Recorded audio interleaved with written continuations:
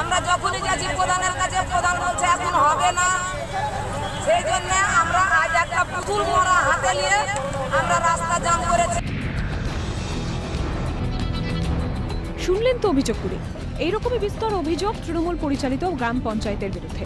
অভিযোগের তীরে মালদার কাজিগ্রাম গ্রাম পঞ্চায়েতের উপপ্রধান শহীদ ইসলাম ওরফে মন্টু। বাংলা আবাস যোজনার টাকা আত্মসাৎ করার অভিযোগ উপপ্রধানের বিরুদ্ধে। অভিযুক্তদের শাস্তির দাবিতে এবং টাকা ফেরতের দাবিতে গ্রামবাসীরা। মালদার মানিকচক রাজ্য সড়ক অবরোধ করে বিক্ষোভ তাদের। মালদার বাগবাড়ি এলাকার ঘটনা। ডিএম সাহেবকে আমরা জানিয়েছিলাম, এখন পর্যন্ত কোনো তদন্ত হচ্ছে না কারণ প্রধান সাহেব বলছে, প্রধান উপপ্রধান সাহেব বলছে কি ওরা টাকা মানে সব টাকা ভাগ করে নিচ্ছে, ওরা সম্পূর্ণ টাকা ভাগ করে সবাইকে দিয়ে দিয়ে বলছে কোনো তদন্ত হবে না। সেই জন্য আমরা আজকে রোড জাম করেছি। 18 টাকা জব কার্ডের টাকা 100 দিনের টাকা আমাদের কেউ দিচ্ছে না।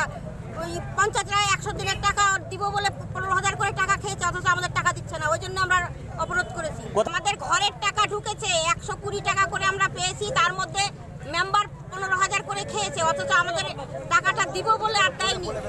অভিযোগের ভিত্তিতে তদন্ত করা হবে বলে জানিয়েছেন জয়েন্ট বিডিও নোয়াং শেপা। ঘটনাটা কতটা সত্য স্যার? প্রচুর টাকার কেলেঙ্কারির কথা বলছে এরা গ্রামবাসীরা। টাকা আত্মসাৎ করার অভিযোগ অস্বীকার করে উল্টে যুক্তি সাজিয়ে সাফাই দিলেন তৃণমূল কোঅর্ডিনেটর দুলাল সরকার। কয়েকজন মহিলা দুর্ব্যবহারের জন্য একটা অভিযোগ করেছে, ইতিমধ্যে ডিএম এর কাছে পৌঁছিয়েছে। যদি কোনো অভিযোগ থাকে ডিএম সাহেব ব্যবস্থা নেবে। শাসক দলের বিরুদ্ধে তোপ দাগলেন মালদার বিজেপি সহ সভাপতি অজয় গঙ্গোপাধ্যায়। প্রশাসনের উপস্থিতিতে, প্রশাসনের নির্দেশে, প্রশাসনের আশীর্বাদে, প্রশাসন মাথায় হাত রেখে এই সমস্ত কাটমানির ব্যবসা করছেন।